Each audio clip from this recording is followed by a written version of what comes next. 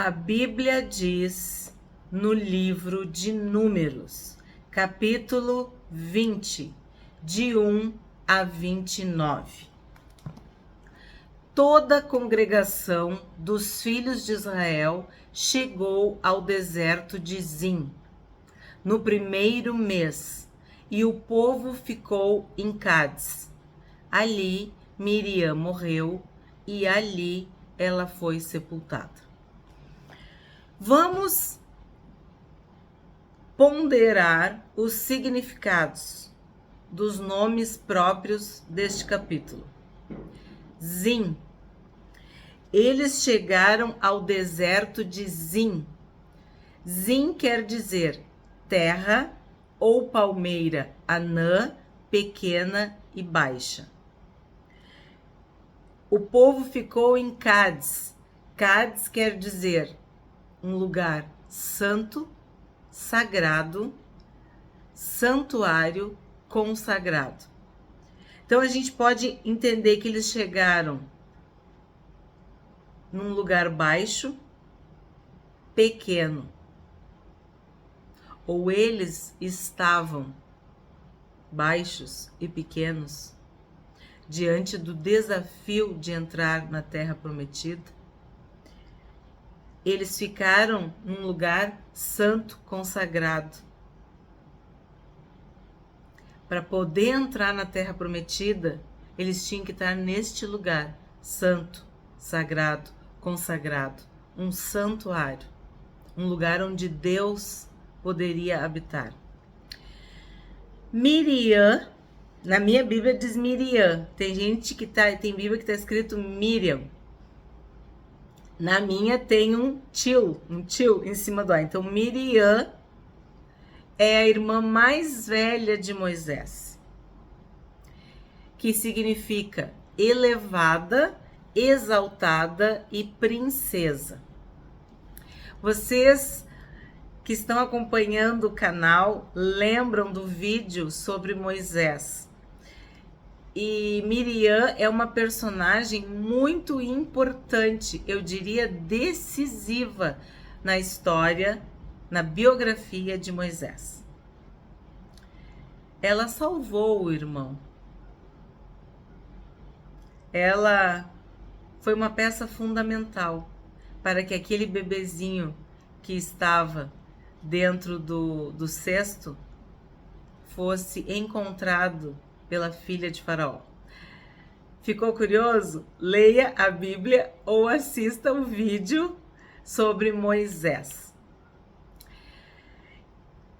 Não precisava ela ter salvado o irmão para ela ser importante. A morte de Miriam, independente de toda a importância que ela tem na vida de Moisés, significava a morte da irmã mais velha, da primogênita, de alguém a quem Moisés amava muito. Então, a gente pondera e imagina a dor, o sofrimento, a saudade de Moisés e de Arão com a morte de Miriam, no primeiro versículo. Aí vamos para o segundo versículo. Não havia água para o povo. Sim, eles estavam no deserto de Zim. Deserto é um lugar onde não temos água. Então se ajuntaram contra Moisés e contra Arão. Temos que levar em conta a palavra contra. De novo, o povo estava murmurando. De novo, o povo estava se queixando, reclamando. Contra quem? Contra os líderes, contra Moisés e contra Arão. E o povo discutiu com Moisés, dizendo: antes tivéssemos morrido quando os nossos irmãos morreram diante do Senhor. Aqui tem um episódio que quando a revolta de Corá ou de Coré, dependendo das traduções, e a terra se abre e engole ele, seus irmãos e suas famílias.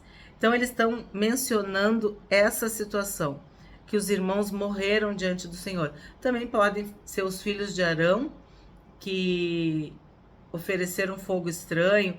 Muitos morreram ao longo dessa peregrinação no deserto. Mas acredita-se que eles estavam falando das mortes mais recentes, né?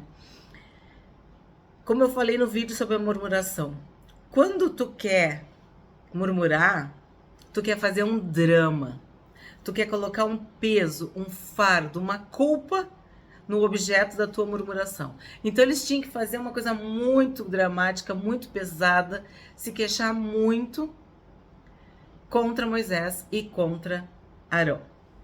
Então essa expressão de que eles discutiram, em Bíblias mais antigas falava contendeu, quer dizer, houve uma contenda, uma discórdia, uma discussão pesada, acirrada. 4. Por que vocês trouxeram a congregação do Senhor a este deserto, para morrermos aqui, nós e os nossos animais? Aí a gente pensa assim, ó, eles eram escravos, eles não tinham nada, nem liberdade, né? E agora, depois de 40 anos peregrinando no deserto, eles têm animais, rebanhos, Deus prosperou. E na hora da sede, na hora, vamos dizer assim, da dificuldade, do limite, do desafio, o que eles fazem? Eles não se humilham na presença de Deus. Eles não oram, eles murmuram. E ficam jogando na cara que eles estariam melhor se estivessem no Egito como escravos. 5. E por que vocês nos tiraram do Egito para nos trazer a este lugar horrível, onde não há cereais, nem figos, nem vinhas, nem romãs, nem água para beber? Então, é queixa em cima de queixa. Como da outra vez, e muitas vezes eles murmuraram, aqui eles citam, não falam das panelas de carne como da outra vez, né? Se tu não sabe, a gente tem um vídeo sobre a murmuração. Figos, vides, vinhas, né? Que seriam as uvas, romãs e a água. Eles estavam com sede. 6. Então Moisés e Arão saíram da presença do povo e foram para a porta da tenda do encontro, ou em outras Bíblias, do tabernáculo, e se lançaram sobre o seu rosto. O que quer dizer isso? Se humilharam, se curvaram, se ajoelharam, se prostraram na presença de Deus. E a glória do Senhor lhes apareceu. Então, a gente tem aqui uma boa lição, um bom exemplo. O povo apertou Moisés e Arão, contendeu, murmurou, se queixou, perturbou, como eu falei, e infernizou. O que eles fizeram? Eles foram buscar Deus, o auxílio de Deus. Eles buscaram a face de Deus. Eles chegaram na presença de Deus, se humilhando, com o rosto em terra. Então, o que acontece? Deus responde, Deus aparece, Deus se faz presente. Essa é, vamos dizer assim, a melhor maneira que nós devemos agir quando estamos sendo perturbados, oprimidos, atormentados, quando a nossa paz está sendo abalada por qualquer coisa. Devemos nos retirar e buscar a presença de Deus, a face de Deus. Que nem eu digo, os 5 minutinhos, sai e vai orar. Tu tá no teu local de trabalho, vai no banheiro. Tu tá no teu carro, não sei, mas acha um canto e busca a Deus. Deus vai te dar uma saída. Deus sempre vai nos dar um escape, um socorro, um auxílio. Ele é um Deus que está pronto a ouvir os seus filhos e as suas filhas. Mas nós temos que nos humilhar na presença de Deus. Irmos com o coração sincero, aberto, pedindo, clamando pela intervenção divina. Foi isso que Moisés Fez, ó. Então Moisés e Arão saíram da presença do povo e se lançaram sobre o seu rosto. Então, quer dizer, os dois buscaram a Deus. 7. O Senhor disse a Moisés. Então, significa o quê? Que Deus ouviu. Deus não estava ocupado. Ele ouviu Moisés e ouviu Arão. Aí o que aconteceu? O que Deus fala? Isso tem que prestar bem atenção. Se tu tá aí com uma caneta, com um salientador, se tá com o teu celular... Aqui tem uma coisa muito importante para nós. 8. Pegue o seu bordão. O que é bordão? Uns dizem vara, cajado, bastão, tá? E ajunte o povo. Você e Arão, o seu irmão. E diante do povo, agora, falem a rocha. Sublinha isso aí. Enlaça isso aí. Salienta isso aí. Muda a cor se tu tá com o teu celular. E diante do povo, falem a rocha. E ela dará a sua água. Assim vocês tirarão água da rocha e darão de beber à congregação e aos animais. Olha que Deus também fala dos animais. Então significava que o povo estava se queixando que eles estavam com sede e os animais também estavam. E Deus, mais uma vez, sabia. Deus estava vendo. E disse claramente o que tinha que fazer. Então, falar a rocha. A rocha simboliza o Senhor Jesus. A nossa vida é como uma casa, um prédio, um edifício. A casa construída sobre a rocha. Deus é a rocha mais alta, mais elevada do que nós. Então, rocha na Bíblia é Deus, é Jesus. Então, o que Deus estava orientando Moisés e Arão? Falem com a rocha.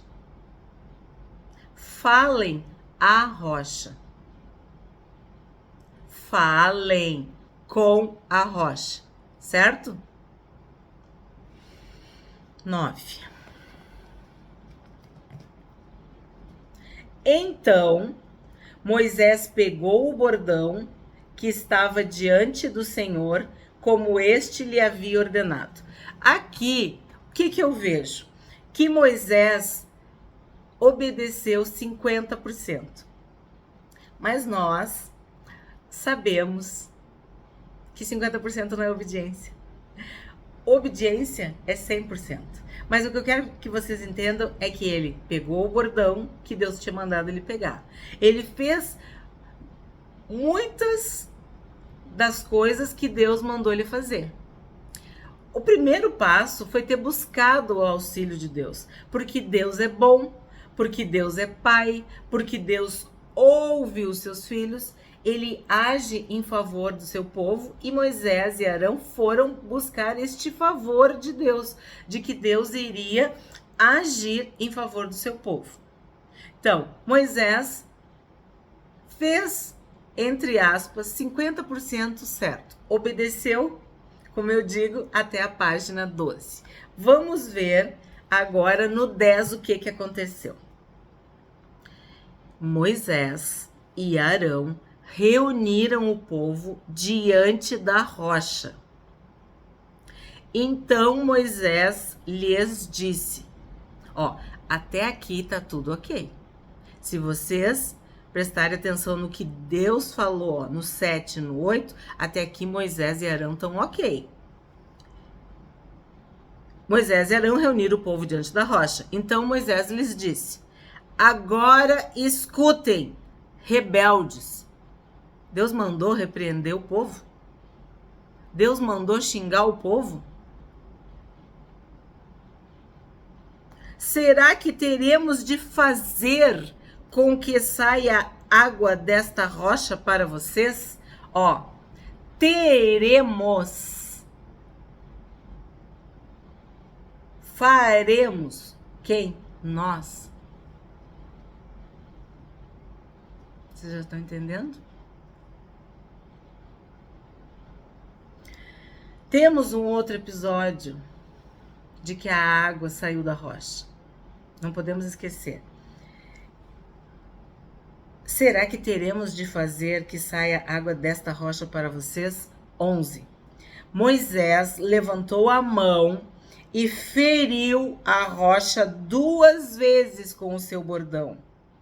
E saíram muitas águas, e a congregação e os seus animais beberam. O que aconteceu aqui? Deus mandou falar com a rocha. E Moisés se exaltou e disse que ele e Arão, que faremos, né? Nós teremos que fazer, nós vamos ter que agir. Como dizia a avó do Alexandre, já se engrandeceu, já estava se engrandecendo, falando daquela forma, e ele feriu a rocha 2 vezes. E saiu a água da rocha. E o povo bebeu, e os animais beberam. Só que aí vem um problema. Vamos lá pro 12.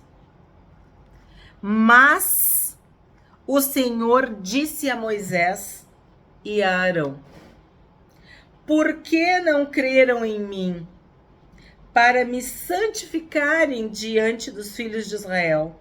Vocês não farão entrar este povo na terra que lhe dei. Aí as pessoas dizem, mas o que aconteceu? O que eles fizeram de errado? Gente, eles desobedeceram. Eles foram incrédulos. Eles agiram com incredulidade, com falta de fé. O próprio Deus está dizendo, não crestes em mim. Se tu não crê, é porque tu não tem fé, é porque tu duvida, é porque tu é incrédulo. É isso que Deus está falando. Moisés e Arão não acreditaram, não agiram pela fé, agiram pela força do seu braço. E olha que interessante, ó, levantou a mão. Isso dá uma ideia de que era pela força. Ele deu, sabe?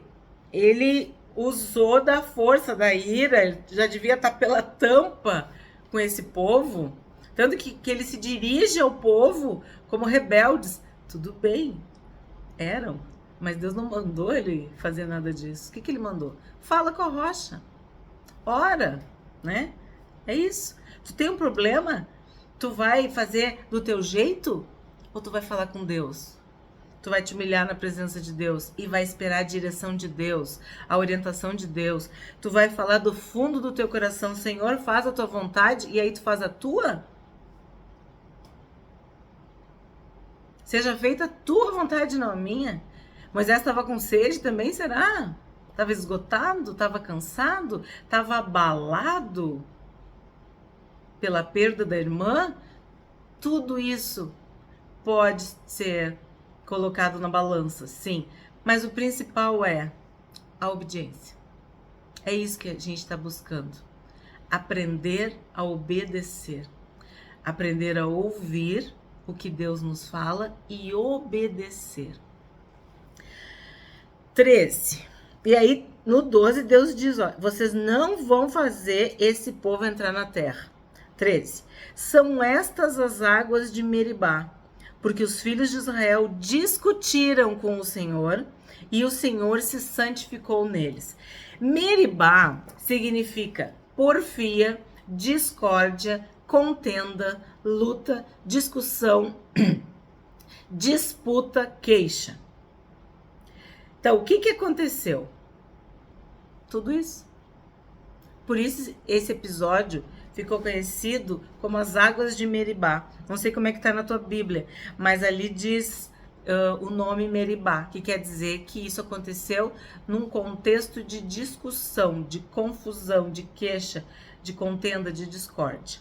Tá? E eu quero chamar a atenção, o Senhor se santificou neles. O que quer dizer isso, se santificou neles? Que Deus foi benigno. Eles estavam com sede, Deus deu água. Deus deu a instrução como deveria ter sido feito.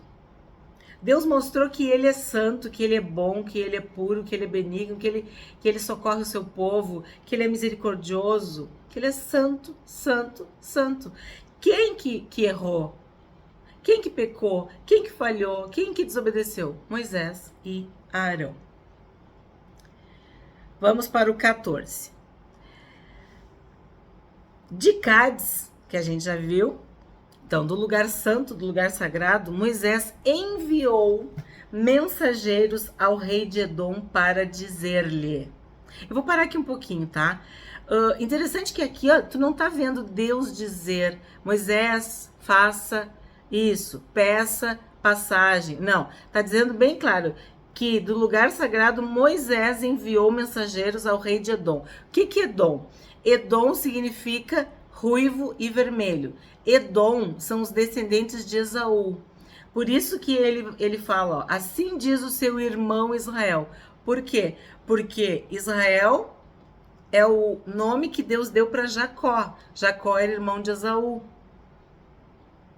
Então, por isso que ele diz teu irmão. Ó, assim diz o seu irmão Israel. Você conhece todas as aflições que nos sobrevieram. Claro, a fama de Israel já tinha corrido a terra, né? E aí ele está pedindo passagem para Edom, para os descendentes de Esaú, os seus irmãos, né? Como ele está dizendo aqui. Então, interessante que foi Moisés que pediu para o irmão de Israel. É como se Jacó, que é Israel, estivesse pedindo para Esaú, que é Edom. Ficou claro? Então vamos lá. 15. Sabe como os nossos pais desceram ao Egito e nós moramos no Egito muito tempo, e como os egípcios nos maltrataram, a nós e aos nossos pais. Então, aqui ele está contextualizando por que eles estavam peregrinando no deserto e queriam passar pelas terras de Edom. 16. Clamamos ao Senhor e ele ouviu a nossa voz. Mandou o anjo e nos tirou do Egito. E eis que estamos em Cádiz, cidade nos confins do seu país. Então, o que ele está querendo dizer aqui? Que honrando a Deus, dizendo que Deus os tirou do Egito, tinha libertado eles do Egito, e que eles estariam precisando passar pelo país, né, passar pelas terras de Edom para chegar à terra prometida. 17. Deixe-nos passar pela sua terra. Não passaremos pelo campo, nem pelas vinhas, nem beberemos a água dos poços. Iremos pela estrada real. Não nos desviaremos para a direita nem para a esquerda, até que passemos pelo seu país. Bom, isso é o que Moisés está dizendo, né? Agora tu imagina uma multidão. Tu fazer com que não ocorra nenhum estrago, né? Mas o interessante é que ele diz que não iria passar pelos campos. Porque, claro, uma multidão caminhando, né, o dia inteiro. A pessoa pega uma fruta aqui, pega uma espiga ali, pisa ali, não sei o que, os animais, enfim. Deve gerar um estrago e um transtorno, sim. Mas o ponto que eu me apego é que ele disse, não iremos pelos campos, nós não vamos ir pegando nada, não vamos pegar água dos poços, não vamos fazer nada. Vamos andar pela estrada real. O que quer dizer essa estrada real? Era uma rota comercial que todos passavam.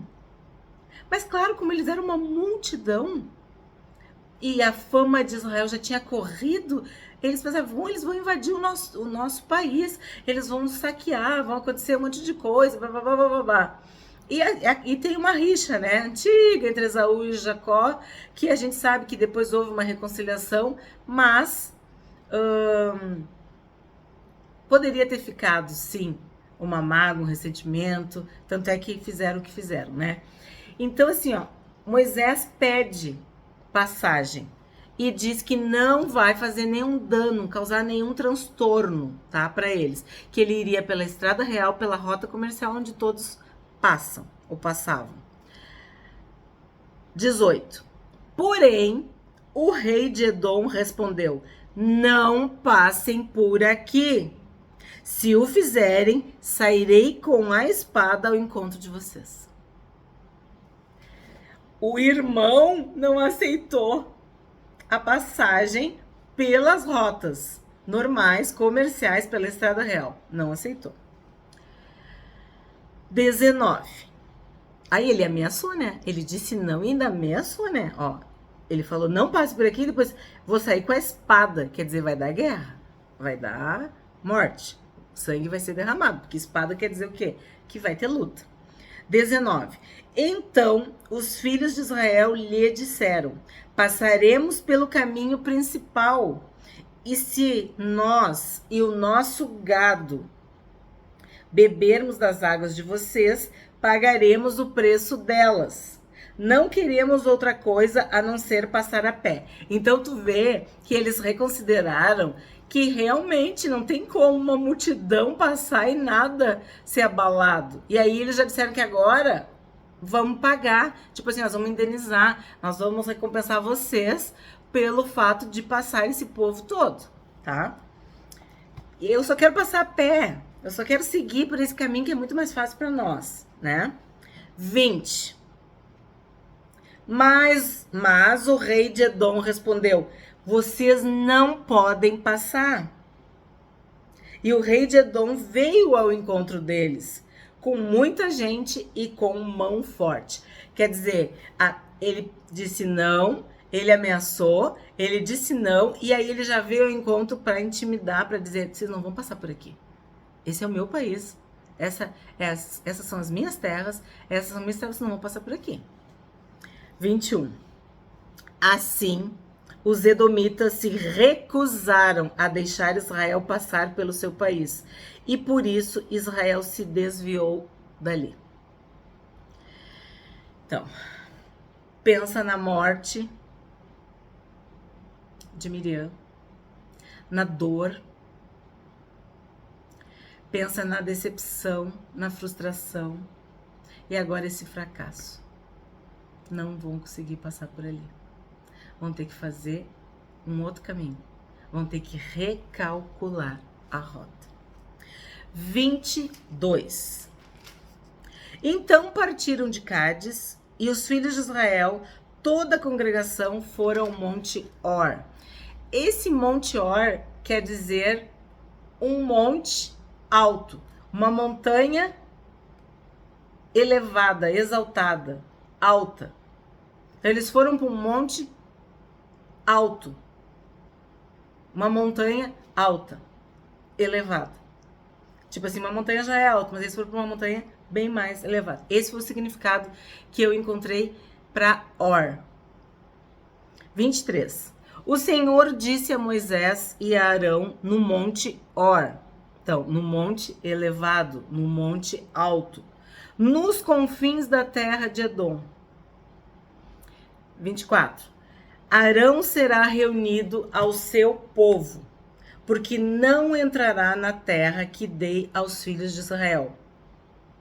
Pois vocês foram rebeldes à minha palavra nas águas de Meribá.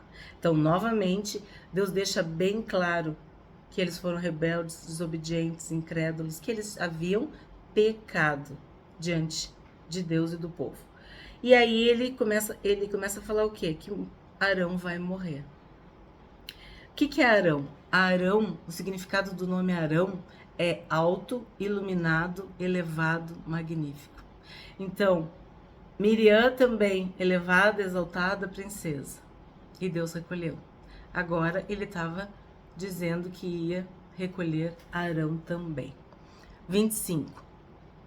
Chame Arão e Eleazar, o filho dele, e diga-lhes que subam o Monte Or. Tem vídeo no canal também falando sobre Eleazar. Eleazar significa Deus socorreu, Deus ajudou, Deus auxiliou, Deus é auxílio, quer dizer, é algo bom. E a gente sabe que Eleazar foi uma bênção, né? Quem assistiu o vídeo sobre Josué, eu me emociono porque é muito lindo. Vamos lá, 25, né? 26. Depois tire as vestes sacerdotais de Arão e coloque-as em Eleazar, o filho dele, porque Arão será reunido ao seu povo e ali morrerá. Então, Eleazar, que tem esse significado tão bonito no seu nome, que era exatamente o que ele era e foi, tanto para Moisés, mas principalmente para Josué, ele se tornou o sucessor de Arão. Ele era filho de Arão, então ele era da linhagem, da descendência sacerdotal, e ele se tornou o sumo sacerdote de Israel, sucedendo seu pai Arão. Aí no 26, né, que eu acabei de ler, tire as vestes sacerdotais, quer dizer, tinha que haver uma troca de roupas para que também o cargo, né, porque tinha toda uma liturgia nesse cargo a partir das vestes, das roupas do sumo sacerdote, bem como dos sacerdotes. Isso a gente explica melhor nos vídeos sobre os personagens bíblicos. Se tu acessar essa playlist, tu vai ver que tem vídeo sobre isso que eu tô falando, sobre as vestes. 27. Moisés fez como o Senhor lhe havia ordenado. Subiram o monte Or diante dos olhos de toda a congregação. Isso aqui me chama a atenção, que todo o povo viu. Por isso que eu acho que esse significado do monte Or, esse significado significa que tinha que ser um lugar que toda a congregação, porque eram milhares e milhares de pessoas. Então, para que todos temessem, para que todos vissem o que estava acontecendo ali, tinha que ser um monte alto, elevado. Então, eu entendo que esse significado tem a ver com isso. Então, no 27 diz que todo o povo viu. 28. Moisés tirou as vestes sacerdotais de Arão e as pôs em Eleazar, o filho dele. E Arão morreu ali no alto do monte. Depois disso, Moisés e Eleazar desceram do monte. Então, Arão morreu, Eleazar assumiu o cargo, as funções de sumo sacerdote, as roupas, ele vestiu as roupas do seu pai, né? Todo o povo viu. Quando toda a congregação soube que Arão era morto, toda a casa de Israel chorou por Arão durante 30 dias. Então, o que quer dizer? Houve luto por 30 dias, um mês de luto pela morte de Arão. Esse capítulo é um capítulo que mostra assim, ó, morte no início e morte no final. Começa com a morte de Miriam, com a frequente murmuração do povo, a desobediência, a incredulidade de Moisés e de Arão, a ingratidão e, eu diria, a intolerância, o egoísmo, a maldade de Edom, né, de não deixar os seus irmãos ou co-irmãos passar, a proibição, assim, ó, podia ser um pouco de medo, mas eles agiram de um jeito pesado com seus irmãos ou meio-irmãos, né? Então, eles proibiram Israel de passar a pé pelo seu país. Então, tudo que esse capítulo fala tem a ver com esse limite, esse fracasso, essa dor, essa decepção, as mortes, as perdas, o luto. E tudo isso, vamos dizer assim, culmina, fecha com a morte de Arão. Então, Moisés perdeu neste capítulo Miriam e Arão.